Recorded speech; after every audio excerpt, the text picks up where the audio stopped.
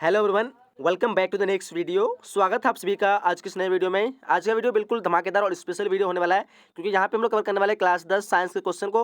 अगर आप लोग इस वीडियो को अच्छी तरह से देख लेते हैं, मैं गारंटी करता हूँ एक भी क्वेश्चन आपको एग्जाम में नहीं छूट पाएगा। ठीक है, चलिए क्वेश्चन को शुरू करते हैं बिना टाइम वेस्ट करते हुए। इससे पहले आप इससे छोटी रिक्वेस्ट करूँगा, चैनल में नहीं हो तो सब्सक्राइब करके नोटिफिकेशन बेल को ऑन कर लेंगे। साथ ही साथ वीडियो को लाइक करके हमें मोटिवेट करने आपका जो भी सब्जेक्ट है उसका आप लोग कमेंट बॉक्स में लिख सकते हैं। ठीक है, चलिए क्वेश्चन फर्स्ट क्या कह रहा है कि अवतल दर्पण की फोकस दूरी जो उसकी वक्रता त्रिज्या की क्या होती है। काफी इजी सा क्वेश्चन होगा, बताएंगे आप लोग कौन सा ऑप्शन से होगा। पे देखिए यहाँ पे राइट में ऑप्शन नंबर बी यानी आधी। ठीक है, क्या होगा ऑप्शन नंबर बी। चलिए आगे देखो, क्वेश्चन नंबर दूसरा क्या कह रहा है, क्या कि नेत्र लेंस की फोकस दूरी कम हो जाने से कौन सा दृष्टि दोष होता है। नेत्र लेंस की फोकस दूरी कम हो जाने से कौन सा दृष्टि दोष होता है। देखिए 2 नंबर क्वेश्चन का ऑप्शन नंबर यहाँ पे ए हो जाएगा, निकट दृष्टि दोष। क्या होगा, निकट दृष्टि दोष। चलिए आगे देखो, क्वेश्चन नंबर तीसरा क्या कि लघुपतन के समय जो है परिपथ में विद्युत धारा का मान जो होता है वो क्या होता है, यानी किस तरह होता है। देखिए अच्छे से ऑप्शन को, तो क्या होता है उसमें बढ़ जाता है, यानी अधिक हो जाता है, तो बहुत अधिक बढ़ जाती है, बढ़ जाता है। ऑप्शन नंबर सी यहाँ पे बिल्कुल सही हो जाएगा। ठीक है, चलिए आगे देखो, क्वेश्चन नंबर 4 करा के निम्नलिखित में कौन सा पद जो है विद्युत परिपथ में विद्युत शक्ति को निरूपित नहीं होता है।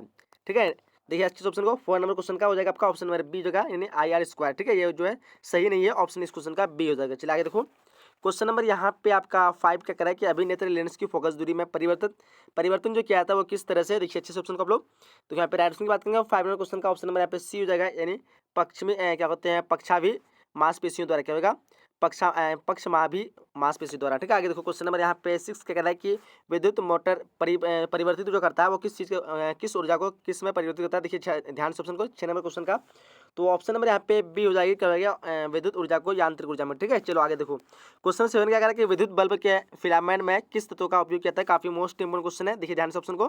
देखो 7 नंबर क्वेश्चन का ऑप्शन नंबर ए हो जाएगा, यानी टंगस्टन का। क्या होगा, ऑप्शन नंबर ए टंगस्टन। ठीक है, चलो आगे देखो, आगे क्वेश्चन नंबर 8 क्या कह रहा है कि एक साधारण प्रिज्म में कितने सतहों से घिरा होता है। एक साधारण प्रिज्म होता है वो कितने सतहों से घिरा होता है। 8 नंबर क्वेश्चन का ध्यान से देंगे आप लोग, राइट ऑप्शन नंबर सी यानी 5 से। ठीक है, काफी मोस्ट इंपोर्टेंट क्वेश्चन। आगे देखो, क्वेश्चन में 9 करा कि प्रतिबिंब का आकार जो हमेशा वस्तु के बराबर होता है बराबर है, तो दर्पण कैसा होगा, यानी दर्पण किस तरह का होगा जिसमें प्रतिबिंब का आकार जो हमेशा वस्तु के बराबर होता है। तो पता होगा आप सभी को, समतल या उत्तल। समतल होगा, उत्तल नहीं होगा, सिर्फ समतल हो जाएगा। ऑप्शन नंबर सी हो जाएगा। ठीक है, 9 का क्या होगा, ऑप्शन नंबर सी। अगर आपको पूछे कि सीधा कौन से दर्पण में बनता है हमेशा, तो सीधा क्या जो होगा वो हो जाएगा आप समतल उत्तल दोनों में, लेकिन यहाँ पे क्या पूछ रहा है, बराबर पूछ रहा है। ऑप्शन नंबर सी हो जाएगा। ठीक है, चलो आगे देखो, क्वेश्चन नंबर 10 क्या कह रहा है कि विद्युत चुंबकीय प्रेरण की खोज जो है किसने की थी। विद्युत चुंबकीय प्रेरण की खोज जो किसने की थी। 10 नंबर क्वेश्चन देखिए ध्यान से ऑप्शन को, ऑप्शन क्वेश्चन है बी यानी फेराइड ने। क्या हो जाएगा, फेराइड ने। चलो आगे देखो, क्वेश्चन नंबर यहाँ पे 11 करके आकाश का रंग नीला जो होता है यानी क्यों प्रतीत होता है। देखिए अच्छे से ऑप्शन को, 11 नंबर क्वेश्चन का देखिए ध्यान से ऑप्शन, यहाँ पे राइट हो जाएगा आपका ऑप्शन नंबर बी है ना, प्रकाश के परखने के कारण। ठीक है, प्रकाश के परखने के कारण जो है प्रकाश का रंग नीला होता है। चलो आगे देखो, क्वेश्चन नंबर 12 क्या कह रहा है कि सामान्य नेत्र अधिकतम कितनी दूरी तक की वस्तुओं को स्पष्ट देख सकता है। काफी मोस्ट इंपोर्टेंट क्वेश्चन है, पता होना चाहिए आप लोगों को। तो यहाँ पे अधिकतम दूरी पूछ रहे हैं, तो अधिकतम के लिए आनंद मानेंगे, यहाँ पे 25 से हम नहीं मानेंगे। अगर आपको न्यूनतम पूछे तो भी 25 से हम मान सकते हैं। ठीक है, तो इसमें कन्फ्यूजन नहीं है, ऑप्शन नंबर डी 12 का। ठीक है, याद रखेंगे। चलो आगे देखो, आगे क्वेश्चन नंबर यहाँ पे 13 कह रहा है कि लेंस की क्षमता का ऐसा मात्रक है। लेंस की क्षमता का ऐसा मात्रक सबको पता होगा। इसका ऑप्शन नंबर आपका यहाँ पे क्या हो जाएगा, ऑप्शन नंबर सी हो जाएगा, यानी मीटर -1। क्या बोलते हो, 13 नंबर का सी हो जाएगा ना। चलो आगे देखो, क्वेश्चन नंबर यहाँ पे 14 क्या कह रहा है कि अभिक्रिया जो है CuO+H2 बराबर जो है CuH2O बनता है। ये इसमें जो है किसका उपचयन होता है, अच्छे से देखेंगे आप लोग ऑप्शन को। देखो 14 नंबर क्वेश्चन का जो राइट सुन जाएगा वो जाएगा आपका ऑप्शन नंबर बी हो जाएगा, यानी H2 का क्या होता है, उपचयन होता है। ठीक है, चलो आगे देखो, क्वेश्चन नंबर 15 कह रहा है कि सोडियम की संयोजकता क्या होती है। काफी मोस्ट क्वेश्चन है, पता हो सभी को। उसका संयोजकता 1 होती है, याद रखेंगे। ऑप्शन नंबर ए हो जाएगा बनेगा। ठीक है, चलो आगे देखो, आगे क्वेश्चन नंबर 16 कह रहा है कि क्या कह रहा है कि एल्केन का सामान्य सूत्र होता है। एल्केन जो इसका सामान्य सूत्र क्या होता है, काफी मोस्ट इंपोर्टेंट क्वेश्चन है। देखिए 16 नंबर क्वेश्चन का राइट ऑप्शन में सी होगा, CnH2 N+2 ये जो है एल्केन का सामान्य सूत्र होता है। ठीक है, चलो आगे देखो, आगे 17 में उसने क्या कह रहा है कि उदासीन विलयन का पीएच मान जो होता है वो क्या होता है, उदासीन विलयन का। देखिए उदासीन पूछ रहे हैं यहाँ पे, तो 17 का राइट ऑप्शन नंबर सी होगा, 7 के बराबर होता है। ठीक है, चलो आगे देखो, आगे क्वेश्चन 18 का आवर्त सारणी में जो कितने वर्ग होते हैं, आवर्त सारणी में कितने वर्ग होते हैं, तो उसका राइट 18 हो जाएगा, ऑप्शन नंबर डी हो जाएगा। ठीक है, आवर्त सारणी में 18 वर्ग होते हैं। चलो आगे देखो, 19 नंबर क्वेश्चन कह रहा है कि कौन सा अधातु जो विद्युत का सुचालक होता है। ये काफी मोस्ट क्वेश्चन है, अधातु पूछ रहा है, तो यहाँ पे जो है ग्रेफाइट तो अधातु नहीं है, याद रखेंगे।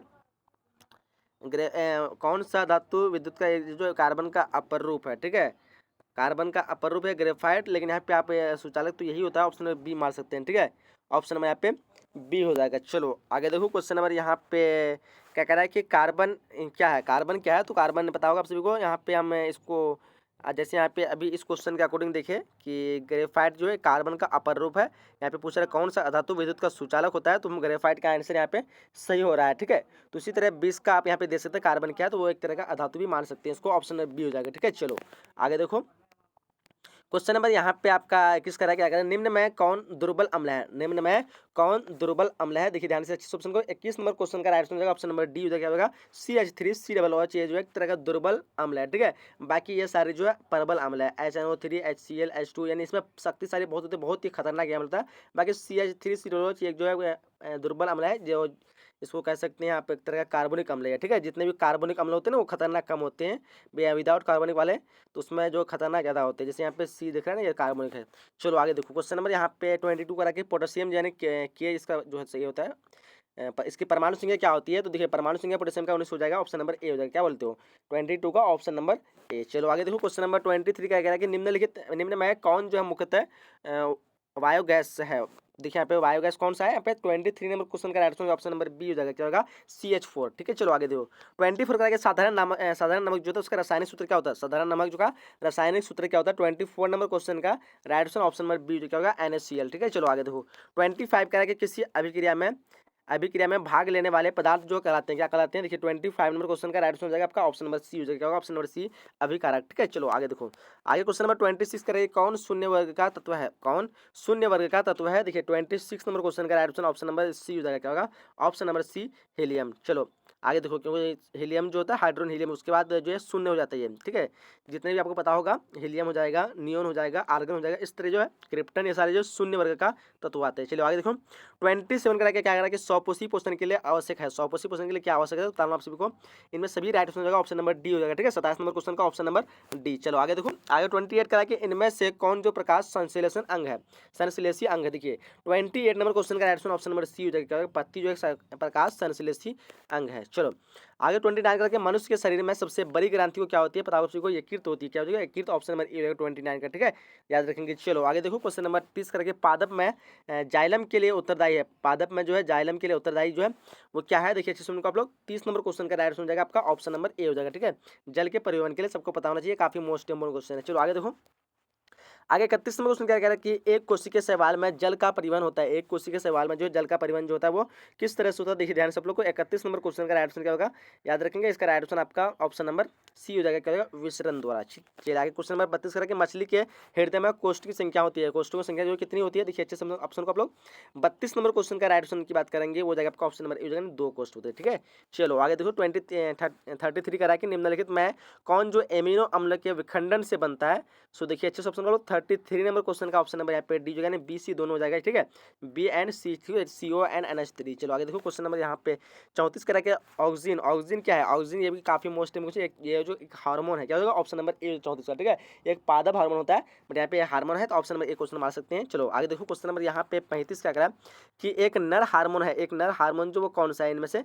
देखिए 35 नंबर क्वेश्चन का ऑप्शन नंबर डी जो है क्या होगा टेस्टोस्टेरोन जो है एक नर हार्मोन है। ठीक है, टेस्टोस्टेरोन। चलो आगे देखो, क्वेश्चन नंबर 36 करेंगे, इनमें कौन अलैंगिक जनन की विधि है, अलैंगिक अलैंगिक याद होगा आप सभी को, ये कौन हो जाएगा यहाँ पे, याद रखेंगे 36 नंबर क्वेश्चन का आपको ऑप्शन नंबर यहाँ पे डी हो जाएगा, यानी इनमें सभी जो है अलैंगिक जन्म के विधि है। ठीक है, द्विखंडन भी होता है, विखंडन भी होता है, मुकुलन, ये सारे जो है अलैंगिक जन्म के उदाहरण है, ऑप्शन यहाँ पे डी बिल्कुल सही होगा। चलो आगे देखो 37 क्या कह रहा है कि प्रागकोश में होते हैं, प्रागकोश में जो है क्या होते हैं, अच्छे से आप लोग पढ़े होंगे, बताओगा प्रागकोश में प्रागकण होते हैं, क्या होता है ऑप्शन नंबर डी हो जाएगा। ठीक है, 37 का ऑप्शन नंबर डी हो जाएगा। चलो आगे देखो, क्वेश्चन नंबर 38 क्या कह रहा है कि अनुवांशिक गुणों का संदेश जो है होता है, अनुवांशिक गुणों का संदेश जो होता है वो किस में। देखिए अच्छे से 38 नंबर क्वेश्चन का DNA हो जाएगा, DNA अणुओं में। ठीक है, याद रखेंगे ऑप्शन नंबर ए हो जाएगा। चलो आगे हम लोग देख लेते हैं उस क्वेश्चन को। देखो 49वां क्वेश्चन क्या कह रहा है कि किस वैज्ञानिक को अनुवांशिक की पिता कहा था, काफी मोस्ट इंपोर्टेंट क्वेश्चन है, पता आप सभी को होगा, ग्रेकर जॉन मेंडल, ऑप्शन नंबर यहाँ पे बी हो जाएगा। ठीक है, 39 का ऑप्शन नंबर बी। चलो आगे देखो, क्वेश्चन नंबर 40 क्या कह रहा है कि हाइड्रिला पौधे में रंध्र कहाँ पाए जाते हैं,